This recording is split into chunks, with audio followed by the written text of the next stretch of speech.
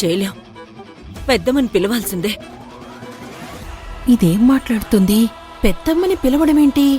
ఇంతకు ముందు కూడా ఇలాగే పిచ్చి పిచ్చిగా ఏదో వాగింది.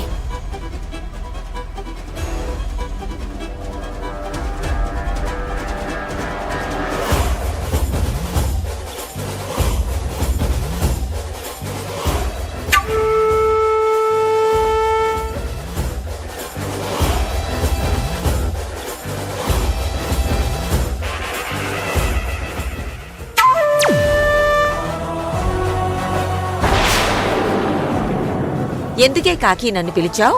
పిలవక తప్పలేదు పెద్దమ్మా. అర్జున్ బాబు జాతకంలో దోషం ఉందంట. అందుకని అన్ని ఇంట్లోనే పూజ పెట్టించింది.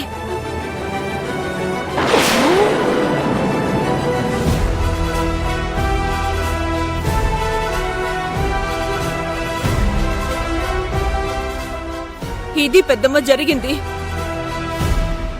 అమ్మో, నిజానికి అర్జున్ బాబుకి ప్రాణగండం తప్పాలంటే రేపు జరిగే పూజలో కావేరి కూర్చోవాలి. కాని దానికి ఆ యమజ అడ్డుపడుతుంది. ఏంటి? నా మనవడికి ప్రాణగండం ఉందని తెలిసినా ఆ యమజ అడ్డుపడుతుందా? దాని అంతు చూస్తానే. పెద్దమ్మా, ఇప్పుడు చెయ్యాల్సింది యమజ అంతు చూడ్డం కాదు, కావేరిని పూజలో కూర్చునేలా చేయడం. అప్పుడే అర్జున్ బాబు ప్రాణగండం నుంచి తప్పించుకుంటాడు. చేస్తాను కాకి.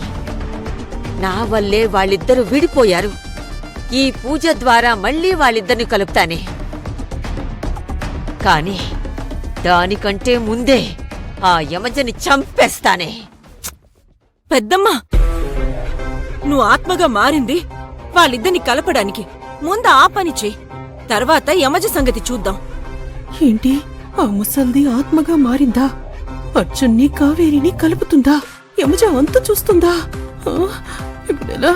కాకి, నువ్వేం దిగులు పడకు. రేపొద్దున్న పూజలో కావేరే కూర్చునేలా నేను చేస్తాను, సరేనా? ఇదిగో నేను వెళ్తానమ్మా. నాకు పైన చాలా మీటింగులున్నాయి. పైగా ఆ మీటింగులకి అధ్యక్షత నేనే వహించాలి. సరే పెద్దమ్మా, రేపొద్దుటే నువ్విచ్చిన ఈ ఫ్లూట్ ఊదుతాను. నువ్వెంటనే వచ్చేయ్. అలాగే లేవే, నేను వస్తాగా. బాయ్. అంటే ఆ ఫ్లూట్ ఊదితే చచ్చిపోయిన ముసల్ది దెయ్యమై వస్తుందన్నమాట. ఈ విషయం వెంటనే యమజకి చెప్పాలి.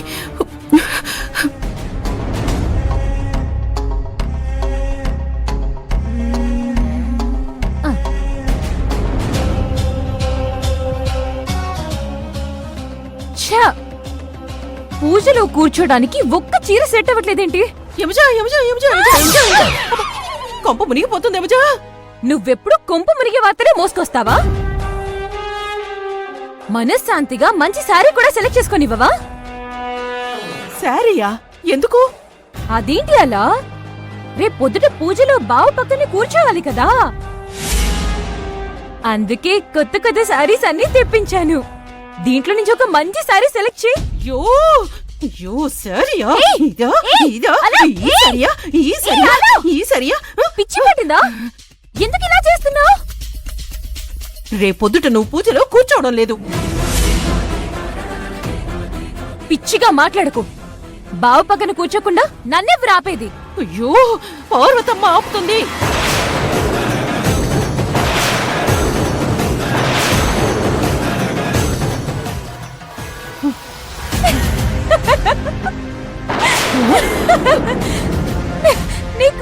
నీకు నిజంగా పిచ్చి పట్టిందలా? చచ్చిపోయిన ముసల్ది నన్నెలా ఆపుతుంది? ఎందుకు ఆపదు? బంగారంలో ఆపుతుంది. ఆ పార్వతమ్మ దెయ్యమై వచ్చింది. ఏం మాట్లాడుతున్నావు? దెయ్యం రావడం ఏంటి? అయ్యో, ఆ పార్వతమ్మ కాకి కనిపిస్తుంది. రేపు నిన్ను పీటల మీద కూర్చొనివ్వను అని చెప్పింది. మొన్న కూడా ఇలాగే మాట్లాడుతుంటే ఏదో అనుకున్నాను, కానీ ఇవాళ అర్థమయ్యింది. అది కాదు అలా. ఇదంతా ఆ కాకి నిన్ను నన్ను ఫూల్ చేయడానికి చేస్తుందేమో. కావాలనే నువ్వు వినేలా అలా మాట్లాడుతుందేమో. లేదు యమజ, ఖచ్చితంగా ఆ పార్వతమ్మ దెయ్యమై వచ్చింది. మొన్న నువ్వు బ్యాంకు గురించి చెప్పినప్పుడు ఆ ముసల్దేవిని కాకి చెప్పింది. లేకపోతే ఆ విషయం ఎవరికి తెలిసే అవకాశమే లేదు. అయ్యో, అయినా దేవుళ్ళు దెయ్యాలు కూడా ఆ కావేరి వైపే ఉంటే మనలాంటోళ్ళు ఏమైపోవాలి? ఆ రోజు మనం శవ రాజకీయాలు చేసి ఆ పార్వతమ్మ చావు వార్త కూడా భువనమ్మ వాళ్ళకి చెప్పలేదు. అది కూడా ఆ దెయ్యం మనసులో పెట్టుకునే ఉంటుంది. ఇప్పుడు మనం ఏం చెయ్యాలి? కంగారు పెట్టుకో, నన్ను ఆలోచించుకొని. ఇంకా ఆలోచించడానికి ఏముంది? గాలిపటం తగిలి విమానం కూలిపోయినట్టయింది మన పరిస్థితి. అలా నువ్వక్కడ ఏం విన్నావో ఏం చూసావో ఖచ్చితంగా చెప్పు.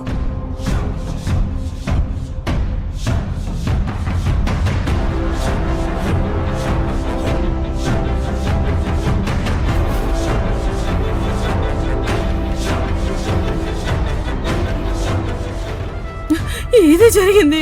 అయ్యో, రేపెలాగైనా కావేరితోనే పూజ చేయిస్తుందట. ఓ పార్వతమ్మ, పవిత్రాత్మ, జరిగిన దారుణాలన్నింటికీ కారణం యమజే. నా పాపాలు కూడా తన ఖాతాలోనే వేసేయ్. నన్ను వదిలే. నోరు మూయ్. కావేరికి సపోర్ట్ గా వచ్చిన అమ్మవారి నన్ను ఏమీ చేయలేకపోయింది. ఇక ఈ ఆత్మ ఏం చేస్తుంది? ఆత్మలతో పెట్టుకుంటావేంటి యమజా? ఆత్మలతో పెట్టుకుంటే మనం ప్రేతాత్మలం అయిపోతావే.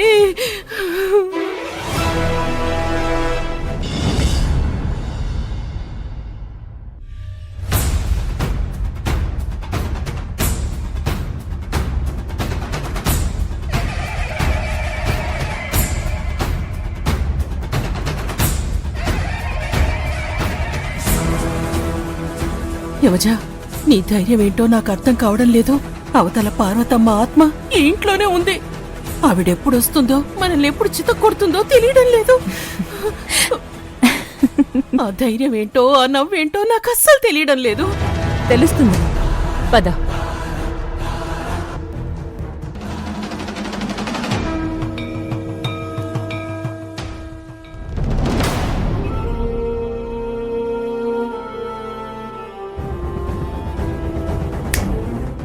ఏంటి కావేరి, తోడి పెళ్లి కూతురు రెడీ అయినట్టు రెడీ అయ్యావు? బావతో నన్ను పూజ చేయనిస్తావా, లేకపోతే మా ఇద్దరికి పెళ్లి చేస్తావా? బలవంతుడు గెలుస్తాడు, బలహీనుడు అరుస్తాడు. నువ్వు ఏ జాతో నేను చెప్పనక్కర్లేదుగా. ఆగు ఆగు కావేరి, ఎవరడ్డం పడ్డా పూజలో కూర్చుంటాను, నా భర్తని రక్షించుకుంటాను అన్నావు కదా. బావ కూడా చీ కొట్టాడంట కదా, మరిప్పుడు ఏం చేస్తావ్?